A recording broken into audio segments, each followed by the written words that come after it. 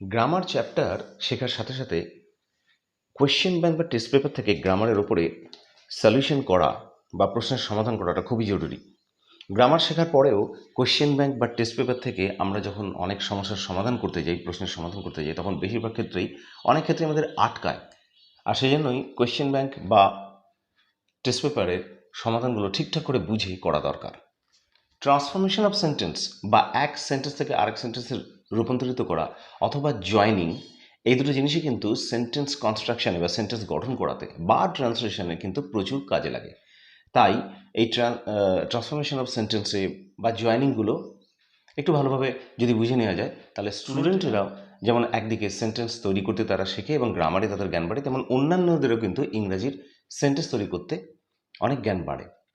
আর সেই জন্যই বেশ কিছু সেরকম জিনিসই আলোচনা করা হচ্ছে, যাতে গ্রামার এবং ট্রান্সলেশন দুটো জিনিসের জন্যই হেল্পফুল হবে এই আলোচনাগুলো। তাহলে এসো ক্লাসটা শুরু করে যাক, আর দেরি না করে। চ্যানেলে যারা নতুন আছো তাদের কাছে একটা রিকোয়েস্ট থাকবে যে চ্যানেলটা সাবস্ক্রাইব করতে, নতুন নতুন ভিডিওগুলো পাওয়ার জন্য। এই যে সেন্টেন্সটা এখানে আছে, the teacher punished the student for disobedience. দেখো, এখানে আমাকে কাজটা করতে বলেছে মেক কম্পাউন্ড সেন্টেন্স, একটা কম্পাউন্ড সেন্টেন্সে পরিণত করতে বলেছে।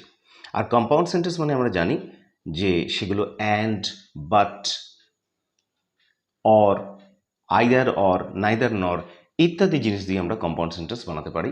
দুটো স্বাধীন বাক্যকে যখন আমরা এই জিনিসগুলো দিয়ে জুড়ে দিতে পারি, তখনই আমাদের কম্পাউন্ড সেন্টেন্সে পরিণত হয়। তাহলে এখানে দেখো কথাটা আছে, the teacher punished the student for disobedience. শিক্ষক মহাশয় স্টুডেন্টটাকে শাস্তি দিয়েছিল তার অবাধ্যতার কারণে। এখানে এই যে ডিসওবিডিয়েন্স কথাটা, এটা আমাদের নাউন ফর্মে আছে। তাহলে সেন্টেন্সটা এবার আমাদের কম্পাউন্ড সেন্টেন্সে পরিণত করলে আমরা এভাবে লিখতে পারবো। দেখো, এখানে সেন্টেন্সটা আমরা লিখলাম, the student was disobedient and the teacher punished him অথবা হার। দেখো, এখানে দুটো ভাগে ভাগ করা হয়েছে।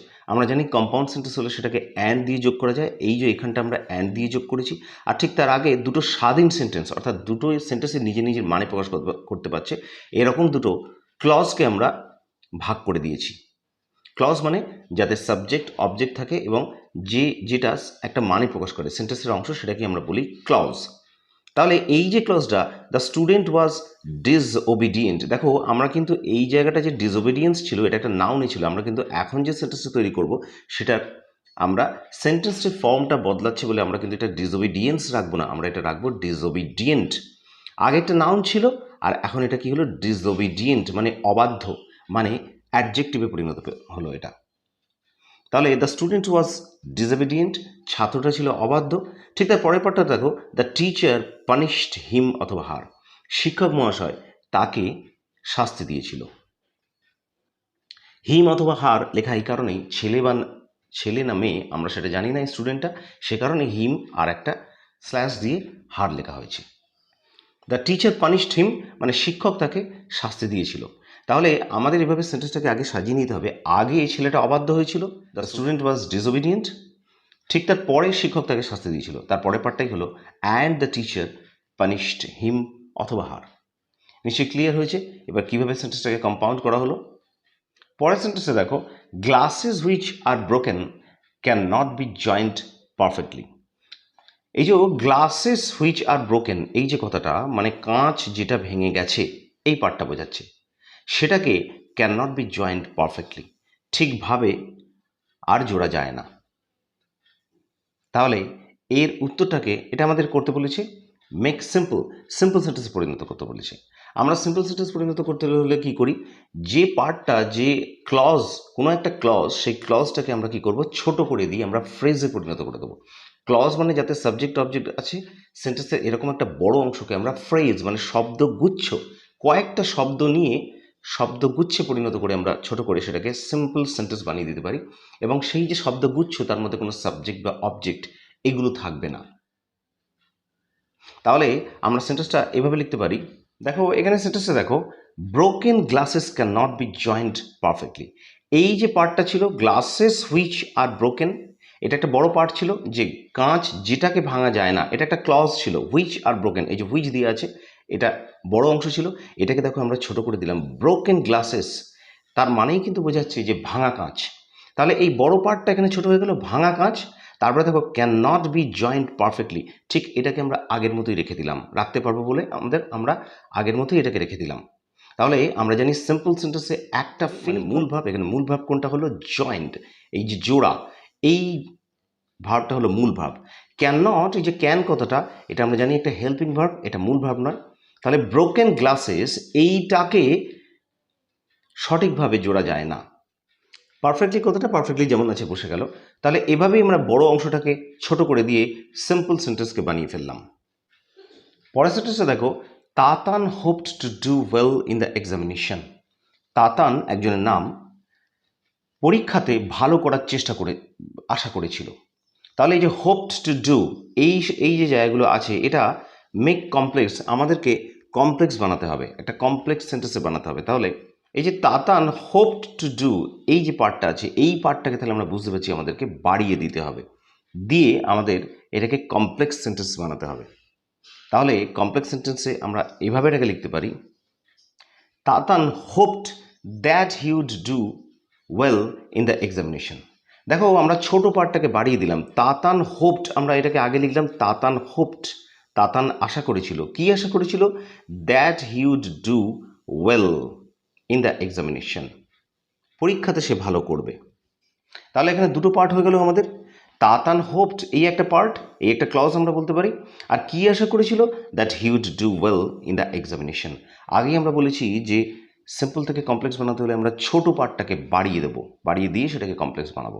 তাহলে এই যে হোপড টু ডু, এই যে ওপরে যে হোপ টু ডু পার্টটা, সেইটাকেই বাড়িয়ে দিয়ে আমরা এটাকে করলাম দ্যাট হি উড ডু। এটা কিন্তু পুরোটাই পাস্ট টেন্সে আছে। দেখো এই যে হোপড কথাটা ইডি আছে, মানে past tense, that he would do, actually আমাদের এখানে বলা হচ্ছে যে he will do, he will do আমরা বলি যে সে আশা করেছিল যে সে পরীক্ষাতে ভালো করবে, তাহলে সেটা ভবিষ্যৎ হচ্ছে উইল ডু, বাট আমাদের পুরোটাই পাস্ট টেন্সে আছে বলে কিন্তু উইলটা এই উডে পরিণত হয়ে গেল, আমরা উড লিখলাম, বেশি বোঝা গেল, পুরোটা পাস্টে আছে বলে। তাহলে Tatan hoped that he would do well in the examination. দুটো পার্টে আমাদের সেন্টেন্সটাকে কমপ্লিট করা হয়েছে এবং তার অর্থ হলো তাতান আশা করেছিল যে পরীক্ষাতে সে ভালো করবে। এই সেন্টেন্সে দেখো, smoking is injurious to health, আমরা জানি এটা, এই কথাটা খুবই সাধারণ কথা যে স্মোকিং শরীরে ক্ষতি করে। এখানে আমাদেরকে এই প্রশ্নটা করতে বলেছে, rewrite using the verb form of injurious. এই যে ইনজুরিয়াস কথাটা, এই ইনজুরিয়াস কথাটা ভার্ব ফর্মকে আমাদের ইউজ করতে বলেছে। ইনজুরিয়াসটা কি, ইনজুরিয়াসটা একটা অ্যাডজেক্টিভ, ক্ষতিকারক, ইনজুরিয়াস মানে হচ্ছে ক্ষতিকারক। তাহলে যেটা এই যে স্মোকিংটা যে ক্ষতিকারক সেটা বোঝাচ্ছে, তাহলে ইনজুরিয়াস কথাটা অ্যাডজেক্টিভ, এখান থেকে আমাকে এটাকে ভার্বে আনতে হবে। তাহলে অ্যান্সারটা আমরা লিখতে পারি, আমরা সিম্পলি লিখে দিতে পারি স্মোকিং ইনজিওরস হেলথ। এই যে কথাটা ইনজিওরস, এটা ইনজুরিয়াস থেকে ইনজিওরসে পরিণত করা হয়েছে। ইনজিওরস কেন হলো, একটা এস কেন যোগ করা হলো, অ্যাকচুয়ালি ভার্বটা হচ্ছে ইনজিওর, সেখান থেকে এস কেন করা হলো, স্মোকিং এটা সাবজেক্ট এখানে, তাহলে স্মোকিং হচ্ছে থার্ড পার্সন সিঙ্গুলার নাম্বার। আমরা জানি যে থার্ড পার্সন সিঙ্গুলার নাম্বার থাকলে প্রেজেন্ট ইনডেফিনিট টেন্সে একটা এস অথবা ইএস যোগ হয়, সেজন্য এখানে এস যোগ হয়েছে। তাহলে স্মোকিং ইনজিওরস হেলথ, স্মোকিংটা শরীরে ক্ষতি করে। এভাবে এটাকে সিম্পলি ভার্ব ইউজ করে একটা অন্য সেন্টেন্সে পরিণত করা হলো। I saw some girls playing badminton, আমি কিছু মেয়েকে দেখলাম যারা ব্যাডমিন্টন খেলছিল। এখানে আমাকে এটা করতে বলেছে, দেখো কমপ্লেক্স সেন্টেন্সে, আমাকে কমপ্লেক্স সেন্টেন্সে বানাতে বলেছে। তাহলে এমন একটা পার্ট আমি সেন্টেন্সে খুঁজে বের করব যে পার্টটাকে আমি বাড়িয়ে দেব। তাহলে আই স সাম গার্লস, এই যে মেয়েগুলো, এই মেয়েগুলোর কথা এখানে বলা হচ্ছে, আই স সাম গার্লস, তারা কি করছিল না, প্লেয়িং ব্যাডমিন্টন, তারা ব্যাডমিন্টন খেলছিল। তাহলে এই যে প্লেয়িং ব্যাডমিন্টন, এই জায়গাটা নিশ্চয়ই গার্লস, এই মেয়েগুলোকে ডেসক্রাইব করছে বা বর্ণনা করছে। আমরা জানি অ্যাডজেক্টিভ ক্লজ হলে সেগুলোকে সাধারণত বর্ণনা করে। তাহলে এক্ষেত্রে আমরা অ্যাডজেক্টিভ ক্লজ দিয়ে এটাকে বাড়িয়ে দেবো। কিভাবে আমরা লিখবো, দেখো সেন্টেন্সটাকে আমরা এভাবে লিখলাম কমপ্লেক্স সেন্টেন্স বানিয়ে, I saw some girls who were playing badminton. এই যে প্লেয়িং ব্যাডমিন্টন কথাটা এখানে আমাদের আছে, এই প্লেয়িং ব্যাডমিন্টনটাকে আমরা কি করলাম, হু ওয়ার প্লেয়িং ব্যাডমিন্টনে পরিণত করে দিলাম। হু কারা খেলছিল, এই যে হু ওয়ার প্লেয়িং, এই যে হুটা এখানে সাবজেক্ট হয়ে গেল, ওয়ার প্লেয়িং মানে খেলছিল, পাস্ট কন্টিনিউয়াস টেন্স আছে, প্লেটা এখানে মেইন ভার্ব, আর কি খেলছিল না, ব্যাডমিন্টন খেলছিল। তাহলে এই যে হু আর প্লেইং পুরো পার্টটা একটা ক্লজে পরিণত হয়ে গেলো আলাদা। আর এটা ছিল আগে একটা ফ্রেজ, এই যে প্লেইং ব্যাডমিন্টন এই কথাটা ছিল একটা ফ্রেজ বা শব্দগুচ্ছ, এটাকে আমরা বাড়িয়ে দিয়ে কিন্তু আমরা ক্লজে পরিণত করলাম। আর তার আগের পার্টটা মানে আই স সাম গার্লস, এই যে কথাটা, এই কথাটা কিন্তু যেমন আছে তেমনই রেখে দিলাম, এটাকে আর প্রয়োজন চেঞ্জ করার কোনো প্রয়োজন নেই। তাহলে পুরো কথাটা হলো I saw some girls who were playing badminton. আমি কিছু মেয়েকে দেখেছিলাম যারা ব্যাডমিন্টন খেলছিল। এই সেন্টেন্সটা দেখো, my friend was too poor to help me. আমার বন্ধু খুবই দরিদ্র ছিল আমাকে হেল্প করার জন্য। এটা খুবই কমন টাইপের সেন্টেন্স, এই সেন্টেন্স তোমরা অনেক পাবে স্কুল কলেজের ছেলেমেয়েরা। এখানে করতে বলেছে অমিট টু, মানে এই TOO2টাকে এই সেন্টেন্সটাকে বাদ দিয়ে আমরা কীভাবে লিখতে পারি। আমরা প্রথমে মনে রাখবো যে এই যে যেখানে TOO2 এবং TO2 আছে এই ধরনের সেন্টেন্সে আমরা একটা সো দ্যাট আনবো। সো আর দ্যাট এই দুটোকে ব্যবহার করে আমরা সেন্টেন্সটাকে বানাতে পারি। একটা আমরা সো যোগ করব আর তারপরে একটা দ্যাট যোগ করব।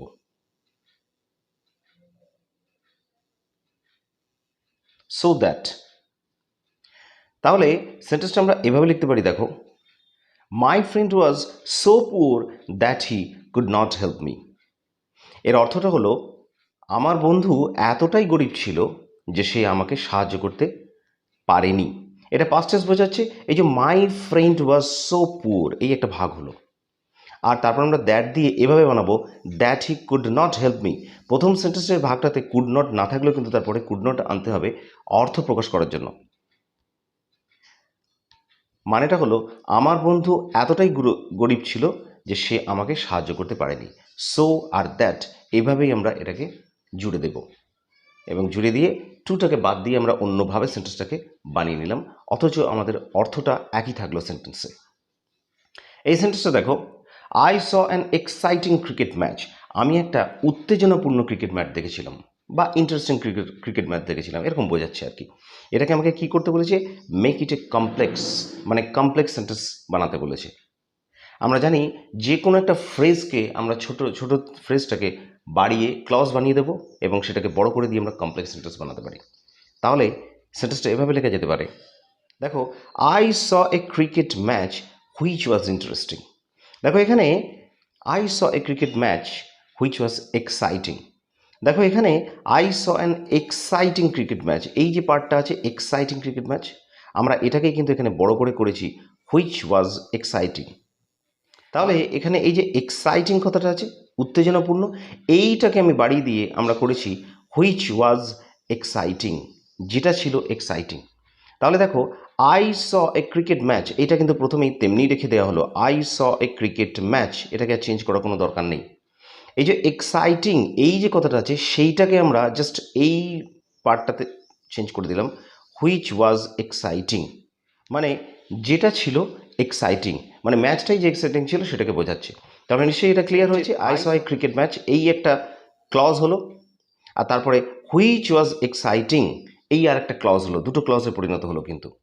I saw A cricket match এটাকে বলা যায় যে প্রধান ক্লজ, মানে যেটা দ্বিতীয় ক্লজের উপরে নির্ভর করছে না, আর হুইচ ওয়াজ এক্সাইটিং এইটা কিন্তু প্রথম ক্লজের উপরে, মানে I saw an exciting match এই ক্লজের উপরে নির্ভর করে আছে। এটাকে আমরা ইংরেজিতে সাবঅর্ডিনেট ক্লজ বলতে পারি। তোমরা এটা মনে রাখবে, ইংরেজিতে হু, হুইচ, দ্যাট ইত্যাদি দিয়ে যে ক্লজগুলোকে জুড়িয়ে দেওয়া হয়, যে ক্লজগুলো বানানো হয়, সেইগুলোই বেশিরভাগ ক্ষেত্রে হয় সাবঅর্ডিনেট ক্লজ, আর বাকি যেটা পড়ে থাকে সেটা হয় প্রিন্সিপাল বা প্রধান ক্লজ।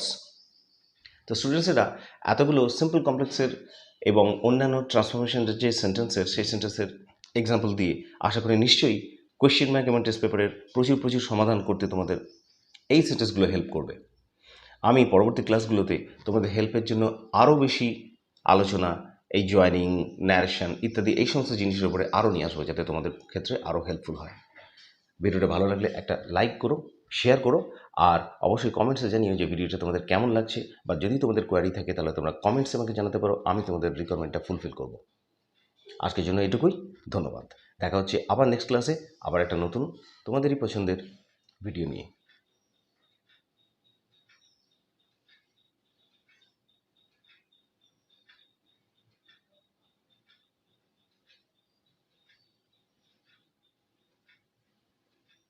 দেখা হচ্ছে নেক্সট ক্লাসে আবার তোমাদেরই পছন্দের আবার একটা ভিডিও নিয়ে।